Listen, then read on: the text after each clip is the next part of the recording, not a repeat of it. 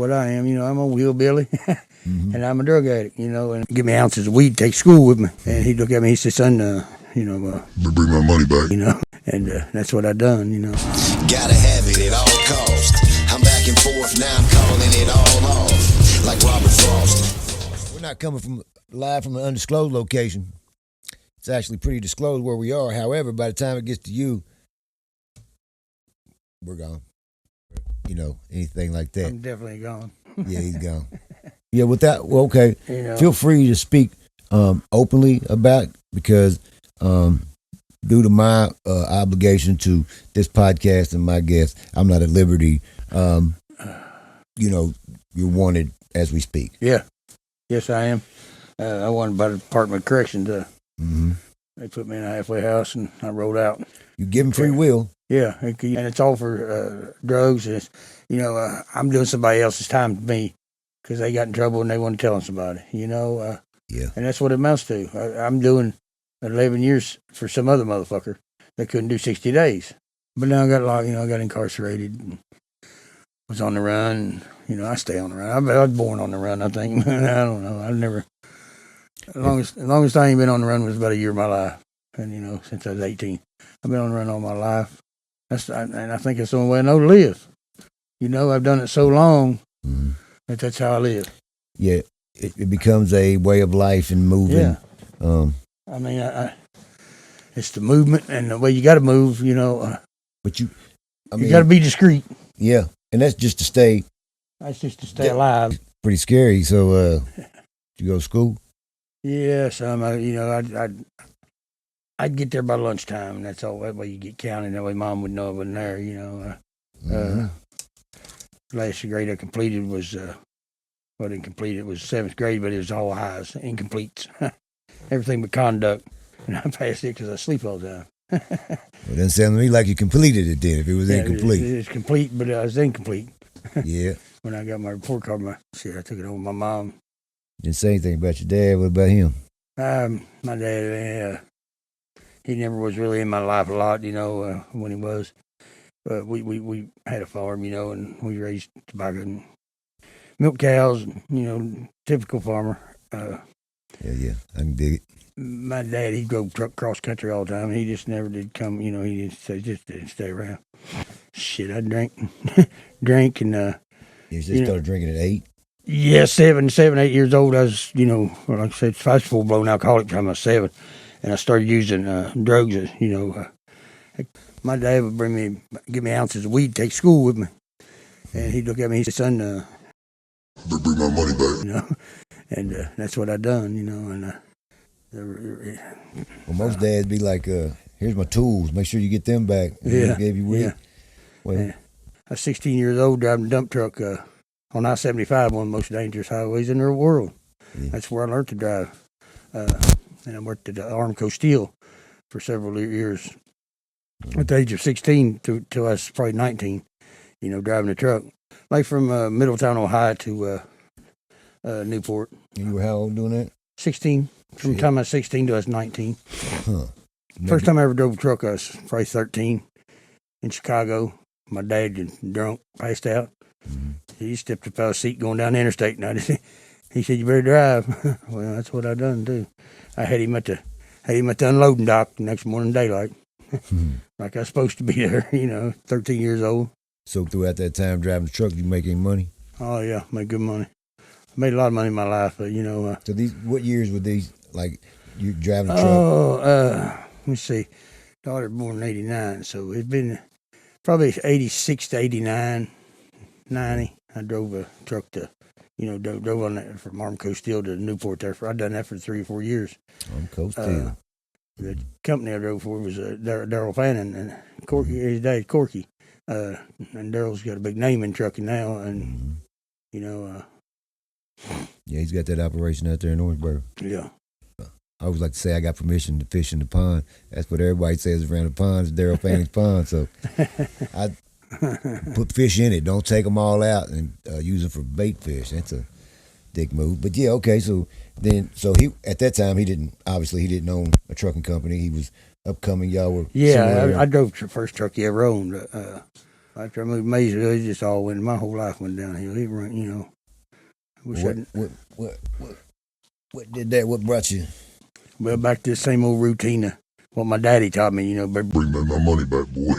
You know, I got selling drugs.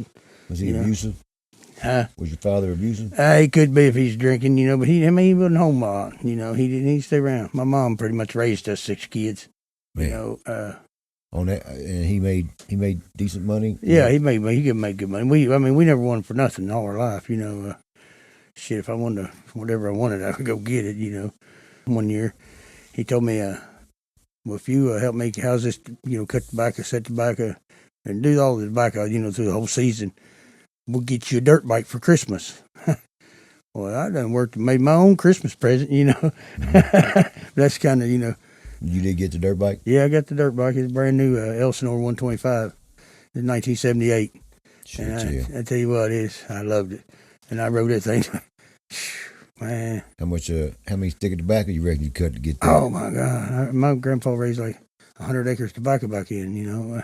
Yeah, that's back when. Yeah. And I mean, I was out there every day, boy. We didn't have to go to school, you know. Like I said, my mom signed me out of school when I was 15, so I could work on the farm, you know. We're talking about tobacco, you know, being the cash crop of this region for so long. Hence the WFTN, world famous tobacco market, and all the warehouses, millions of square feet underneath the roof.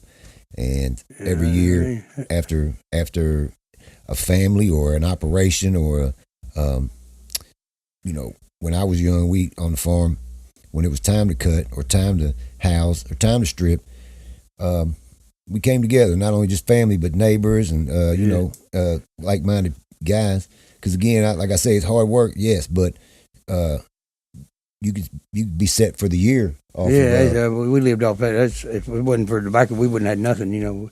I got burnt one time on one, and it burnt me alive. When it burnt you said, how was that a near-death experience? Or? Yeah, I burned 65% of my body. That's a lot. Yeah, I burned from my knees to my shoulders, and I was in the hospital. On a bike? Yeah. When some accelerant? Yeah, when it went down, when the front wheel locked up on it, and when it went down, it busted the gas tank open. The gas come back. I just filled it up. I hadn't rode it probably 4 or 5 miles. What kind of bike was it? It was an old Honda CB750. You know, it's one of my favorite bikes. The more bikes are. That more of a cross rocket, or is that a? No, it was an old cruiser. Mm-hmm. It was like a 1980 1 or 2 cruiser, and you know, that's the kind of bikes I like. If you're into torque, and you know that's. Oh, you're into speed on them. Mm-hmm. You know, I mean, I probably had the bike probably 140, 160 mile an hour out the highway. It was going so fast to pull my helmet off my head. Yeah, and that's the thing about bikes, man. You could be an experienced rider and ride all the time, ride your whole life. And then just leave for a little trip one day or leave for work one morning riding it, and some old lady blows the red light, and you know, there you are, just because of lack of protection, you know, and so forth. But there's a thrill, definitely a thrill, and comes with motorcycles, a little badassness too. Yeah. Imagine that was She done me, you know, after my grandmother passed away, you know, I had pretty good inheritance. Man, I went through this shit like nothing. You know, I just blowed mine on women and drugs, and, you know, had a good time. I didn't give a shit. Yeah. And, you know, shit, I ain't gonna have nothing when I go out. My burial's paid for, so. Like I said, from the time we was 14 years old to we was 54, 40 years of it. You know, and I miss her every day. She's been dead almost, you know, she's been dead 5 years now. She died on the 18th of January, 2021, and you know, our anniversary is the 28th, and I had a birthday a couple of days later, and she wasn't there. You know, I didn't know what to do. I didn't know her long as I know my mom and dad together. Lost a nephew, man, right after that. Lost him in June, 7 days after his birthday, 31st birthday. You know, he's gone. This all happened, in, you know, within 6 months. Around 2021. Yeah, you know, and then I got a trafficking charge. Carries 11 years, you know. I've been dealing with that for a while now. This is a familiar story when you say wife of 40, 50 years when they pass, and then you see that they're going to fuck up. You see they're going to get some misfit. I knew once she was gone, it was all, he wasn't going to be good for me. Started doing methamphetamine, man. Been doing this since probably 30 years. Been doing it, Where'd you first run into that at? Driving the truck. Yeah. But it was called crank back in, but it was the same thing, I was in Arizona when for the first time I ever done it. I was at my uncle's, and he lived on Indian reservation, and they can pretty much get away with anything there. Right. Because my grandpa was full blood Cherokee. You got papers. You got papers on yourself like that. Yeah. Because they take care of their own. Yeah, I know. Yeah. Yeah, I could go live on a reservation right now. Well, shit, that would have been an option during your charges, wouldn't it? Well, it's still an option. Yeah, my grandmother, she was like half a Arapaho, and I guess just American. Lived with cancer, breast cancer, for a year and a half. Never told nobody. Not me, not nobody. Found out about it when I read. She had all this shit wrote down in a notebook that I found after she passed away. Honestly, you say that, and that's of all my mom's possessions, because my mom just been dead a year this month. She used to write a lot. Reading something that somebody wrote after they're gone, it hits different. It does. And she just kept telling me she's tired. I couldn't understand what she was tired of. She's tired of living. She started living in sickness. And, she knew there's a better place. And that's where she's at, What was her name? Her name's Karen. I miss her, too. I mean, you don't spend that much time. It's been 5 years, and you don't spend that much time not missing. I got COPD and chronic asthma. And, I learned that in the prison doctor. But my dad told me when he was dying, that day he died, he said, son, I said, because I told him, I said, man, I wish that was me going, Dad, instead of you. He said, son, don't worry, you're going to live a long, miserable life. And that man never lied to me in my life, because after that, it's a shit show. My dad, he straight up, he hurt your feelings. He didn't give a shit. Demo, I know all about that generation of men. Yeah, my mom, she was the same way. She didn't give a shit, hurt your feelings. That generation of men, I don't know. I said, I don't know what it is out there that you want to feel the need to impress. I said, but if it's your papa, forget it. I don't care what you do. That generation of men, you'd be lucky to ever get a pat on the back, or for something. But that generation of men was mad at their dads, and they still are. Like, they're still mad. I know, they're bitter and mad at that. Like, they end up, it ended up being like, them old men told them when they were kids, like, oh, what do you know about it? And then, careful how you treat people, because they're ultimately the ones that's going to tell your story when you're gone. Yeah, at a young age, when I was 3 years old, my mom and dad, they would play cards on weekends, and I'd run around and get the beer cans, and put them in the trash. I was the only kid allowed in there where they playing cards, and I'd drink them suds out in beer cans, every one of them. And shit, time they got them playing cards, I was passed out on the floor, smoking a Camel unfiltered. Time I was 12 or 13, I would drive my dad to the bar, and the bartender said, well, how old is he? He says, he's my son, he's old enough to drink beer. I was a pretty good pool hustler back when I was younger, man. I loved going to the bar because I'd go make me some money. That was all about my money. I got, I was taught to sell drugs, for real. I mean. Now it's you, your brother, and your sister left. And I'm going to outlive both of them. Because the government keeps saving my life, man. You keep sending me back to prison. Now, how's that for a fellow to keep going through that transition? Man, I tell you what.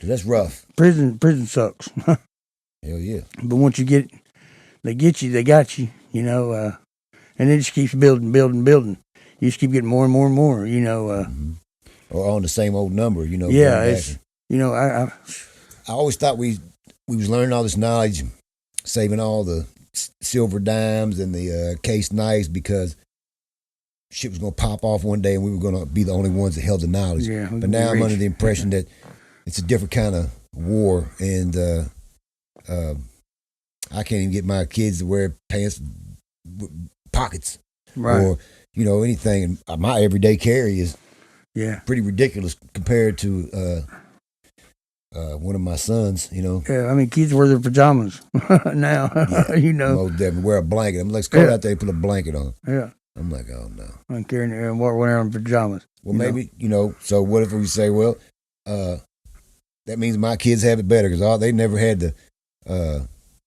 cross a swinging bridge in the ice and snow. Full bucket of water. Like a half full bucket of water up out of the well. Then start the car and get it warmed up and then drive out there. Talking about making a day of it. Yeah, I mean, we never had indoor plumbing till I was 22 years old. Yeah. Never, we had water. We had water at the kitchen sink. Yeah, well, it was a well. We had those early years, because those early years. Yeah, I mean, my early years taught me to work. And work for if I wanted something, that's what I had to do. Yeah, and it wasn't it was too much talking, more working because Mom said go get a bucket of water. You went and got a bucket of water. Mom said mow grass. You went and mow grass. It take me one time to learn. And now we've come to an age where you uphold the same standards, but you don't get the same results because once it goes too far, you either it's gone too far. I know. I'm sure you had your ass beat 1,000,000 times. Oh yeah. It really helped you for real. I mean, you might not have thought it did, but it kept you. Yeah. Kept you. If you kept on winding back on the other end, receiving end of that paddle. Mm-hmm.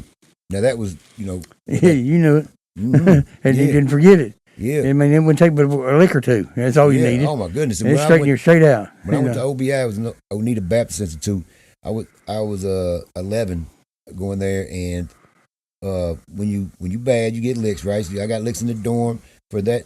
Whatever happened in the dorm, well, then you got school as well, and anything goes on there, you get separate licks that go with the school. It's all on one campus. Yeah. And then, so then if you pile up these licks, when you got study hall at night at 8 o'clock, you could take, if you a little boy living in a little boy dorm, you could take 2 licks from Mr. Underwood, and it would count for 4. But I mean, he's the one who whooped the basketball players and all the big guys, and he would do it in front of study hall at 8 o'clock. So it was like, I mean, it was a whole to do, like old public hanging. Except you flinch or he's gonna pull it up. You see 2 layers coming down, and I left out there crying many a night just to get 4 out of the way. That's one thing for your parent to discipline you in such a fashion, but it's different when there's feelings involved. And these guys, they probably whipping 50 kids a day. Yeah. And knowing which one, each one, you get to know each other. We all lived on the place. But any technology you see or hold is 20 years old by the time you get it. Yeah. Same goes with the medical system if it's not a further offset, just because of how massive that industry is and how, honestly, how it's preventative measures keep you from these doctors who then tell you these different things. And I don't know that they're all qualified to even make these calls with the things we deal with addictions or these compulsive habits. We only know we have them when we say we do. If you tell yourself something every day, you'll end up being whatever you're saying. You're gonna be that person. And if you say, "Hi, my name's Edward, and I'm an alcoholic," and if you say that every day, you're an alcoholic. Yeah, that's what you are, because that's what's consuming you. That's what's preoccupying you. I smoke everything. Every drug I do, I smoke, and taking that in my body. Plus, smoke cigarettes. And after 30 years, it definitely takes a toll on your body. That's a lot of my problems with my COPD and my asthma. Yeah, I'm no doctor, but I'd be safe. I'd sign off on that diagnosis. Thinking about your own mortality and seeing loved ones go before you, and hoping that the transition for them was good and smooth, and so these are some of the realest things that you deal with, to say, well, I don't want to leave behind problems and trouble, family and loved ones that you try to protect while you're alive. I wish I never got introduced to the drugs, to the methamphetamine, because that's my favorite. You know what I'm saying? I don't. Well, they've had a long time to engineer that drug, don't you think? Yeah, it's getting harder and harder to get. It's not nothing. It's not. It don't have the potency as it used to. Used to you do a little line of them, and you'd be up for a week. Now you can do a whole gram line, and maybe go to sleep. Probably go to sleep more likely. Makes me hungry, and then I go to sleep. It works the opposite it's supposed to on my body. I don't understand. Well, they say they get put fentanyl in. I reckon. Yeah. What is? I'm from the bottom, and I've rubbed shoulders, and I've come up through, and I stay kind of with my foot on and my finger on the pulse of things, and I have yet to have somebody say, "Man, well, yeah." When till I get this last little bit of fent off, I've just not seen it. I've seen people get busted, and then they do a little test, and they say it's fent. It's a video of a mom who got changed back at a McDonald's in Winchester, Kentucky, and then says she gets lightheaded and falls out and hits her head from the mirror, touching said fentanyl on the first fentanyl I seen. My mom had suckers. She had fentanyl suckers that was prescribed to her for a back injury that she got with Delta, and she started getting suckers, and they were 500 microgram suckers. And on the end, it had a fucking big exclamation point. It's the craziest thing. She get them by the boxes. She ate them things for 10 years. Yeah, that's one drug that really scares me, is that fentanyl. Girlfriend, man, Well, do you ever know if you're getting fent, or are you just like? Because I've seen people like say, "Well, yeah, I mean, you can test it. I mean, I used to test my meth, but before I'd ever do it, I'd test it for fentanyl. Well, that seems counterproductive to put. It makes it more addictive. That's what it does, and it's all done by the government. You know what I'm saying? They know what they're doing. Hell yeah! It's just like the pills and the heroin. It's the cocaine and the crack, man. Back years ago, it wasn't gonna ruin your life. Yes. Cocaine is nothing to quit. But this meth they've got now, man, it's got the fentanyl in it, and that's the addiction part of it. There's no getting away from it. They say you never really. Yeah, I've heard that. You never really get away from that drug. I heard that those who do, well, it like changes your chemical balance. Yeah, changes your whole mind. About like the COVID shot. It changes. It changed your whole fucking, your whole DNA. Yeah. Yes, it does. So legally, by the book, you're not even. I'm not even who I am. Yeah, you're not even a human no more once you've had that shot. Mm-hmm. So all the humanity and the human inherited human rights that you have are out the window, because guess what? By law, you're not even a human. You're like how they put somebody that ain't human in prison. Yeah, I know now. Still to this day, the good women like Karen, your wife, and mine. Yeah, I mean, it's hard for them to understand true evil. Yeah, some like this. What doesn't kill you makes you stronger. Except bears will definitely kill you. Yeah, that's right. I thought that was fitting. The system wants them to recreate so that they can have, it's inventory. Mm-hmm. And I hope in the future that, because that trauma you give to me at 21 years old, turning 21, and it's hard to know what parts of that's leaking out into my kids, even if I try to hide everything, or, being in a hole for 30 days. Yeah. After you've come to terms with what you've done, then you're like, damn, this is the debt. This is the debt. There's a few big entities that rule us all, and that are so large, in fact, that if they came out tomorrow and said, yeah, we shot Charlie Kirk, we killed JFK, we poisoned the water, we TikTok your kids away from family structure and into things to be inclusive to them, so they can feel like they're a part of something. Then they wind up being propaganda machines. I've made the best money, and I've lived under bridges, but I chose to do it myself. Nobody made that decision but me. Yeah, it's always the journey. Yeah, it's always the journey. And I had my heroin addiction, man. I didn't care about nothing, for real. Me and my girl, we'd go down there and sleep in the culvert. We didn't care, you know what I'm saying? As long as we had that heroin. The greatest thing in the world was when he come out with them Subutex, boy. For almost a year, I laid in traction. And, that's probably one of the roughest times of my life. Even when I got burned on the motorcycle, it didn't hurt. It wasn't nothing like that car wreck. You were in a burn unit when you was burnt? Yeah, I spent 2.5 months there. Had several skin grafts. Pig skin? Yeah, it's all pig skin. Because I burned so much of my body, they couldn't cut. I had no place to get skin. So, was that your fault or any fault of him? No. I put a front tire on the bike. The bolt tightened down on the front wheel and it locked up. And when it did, it busted the gas tank open. All the gas. I just felt like I said it had 5-gallon gas in it. It was all over me. It don't work to stop, drop, and rolling gas. No It just spreads it. I had this girl with me. She saved my life because I looked at her. I told her, I said, don't stand there and watch me burn. I'm gonna burn alive here. I said, just go on down the road. She looked at me and she said, you ain't gonna die. So I just, okay. This little girl weighed probably 140 pounds. Picked me up, threw me over 4 strings of barbed wire fence, and drug me to a tractor track full of cow shit and piss. And that's what saved my life. That girl did. She didn't panic.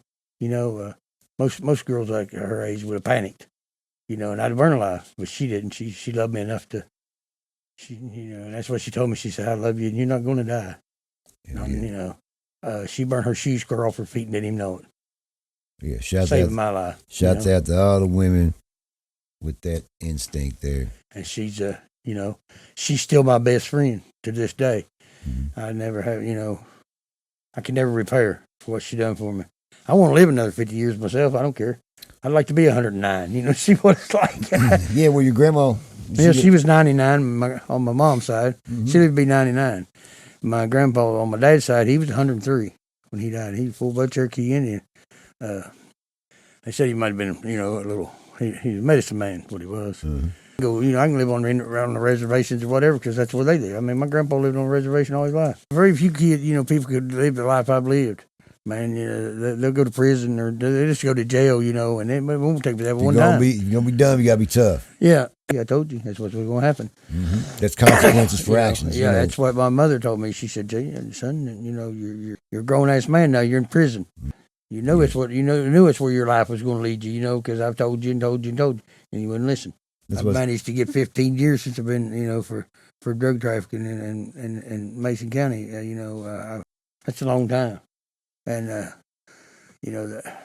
don't know. I don't think it's legal for a cop to go out there and pay somebody $100 to buy drugs, and plus buy the drugs. I don't see how it can be. I don't see how it can be legal. And not only that, give a CI a budget. Give them $100 to go purchase said drug from said person.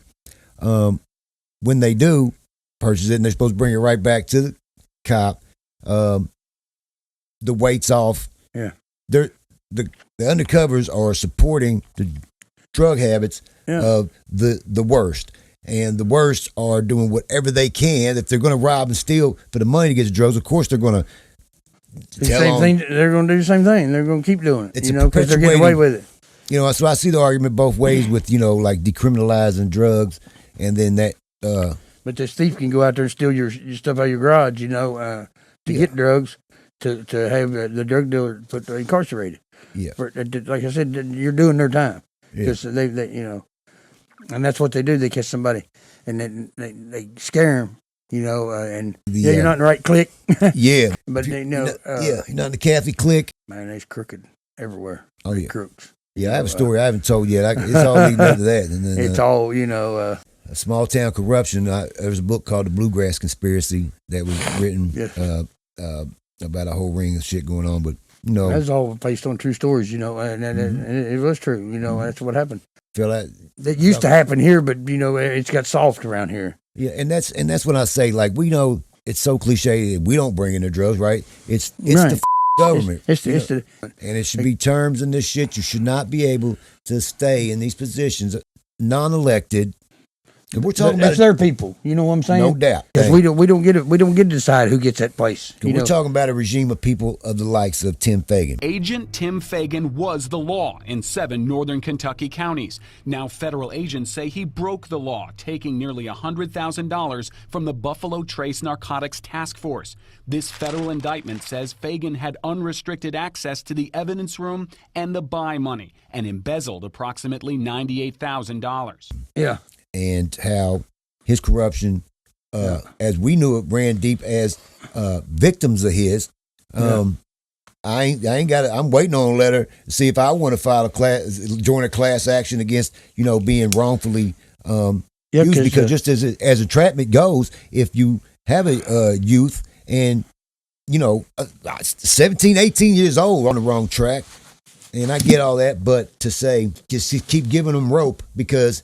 It's like, well, that mistake right there, if he learned from that, No, you just kept letting them rack up to the point where you want to fucking hang. It's just, young man, you want to like, what's and that about? And they put him up to all of it. Yeah, and then post with I digress. Yeah, we better leave it alone. We're going to make people mad, you know. Yeah, well, I mean. You know, I got a right to my opinion.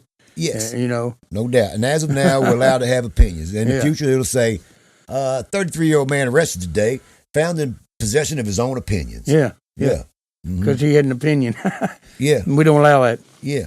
My daddy told me I'm going to live a slow, long, miserable life. Yeah, that's a hell of a thing. Be like, he's a hell of a man. He never lied to me. My daddy, you know, my daddy told me, "Better give me that money, boy." Make sure you got my money. You get off that school bus, boy, because you know we're not promised tomorrow. Sons are one thing, but daughters are another. Yeah, you know, I'm one of them guys. I only got daughters. You know, and that's like it's like when my nephew died, man. That was my son. You know. Yeah. That's another relationship, an uncle and a nephew, because that they can share with each other that the dad can't, particularly, you know, because he's gonna let out more. You know, the uncle will probably be the first one to give you a cigarette. The uncle, you know, let you drive the car let first. You drink a beer. Here you go. Let's take a drive. You know, you drink, you drive, drink. Yeah. You know, I promised my mom in 1996 that I'd quit drinking, and I haven't touched a drink since. That was what plagued that generation that we were speaking of, was gambling and drinking, and how one came to another. The war with Iran, which has been upcoming. I got a son on a Navy ship right now in Japan, who he's on a need-to-know basis in that sense, so he couldn't tell me anything, but it makes me more, because I know all the politics is bullshit. More observant. Oh, yeah, and I know all the politics bullshit, and all them people, oh, my God. Little of that trickles down to us. Right. Regardless of where you like to present yourself to be, because you probably pride yourself on some shit that you shouldn't. I mean, I know what I am. You know, I'm a wheelbilly, and I'm a drug addict. You know, and I know it. Yeah. I couldn't even tell you last time I went to the doctor in prison. Last time I went, you know, I don't go to doctors. Yeah, especially like you know, to deal with emotional problems and then try to prescribe something. That's a spiritual problem. Go tell somebody about your wife dying, because you know. And that's what try to explain to them, you know, that big empty hole. All the loss, you know, you had in your life, you know. But like I said, when my wife died, man, it fucked me up. It fucked me up because that's my best friend for 40 years, you know. Yeah. And that's a long time. Where's she buried?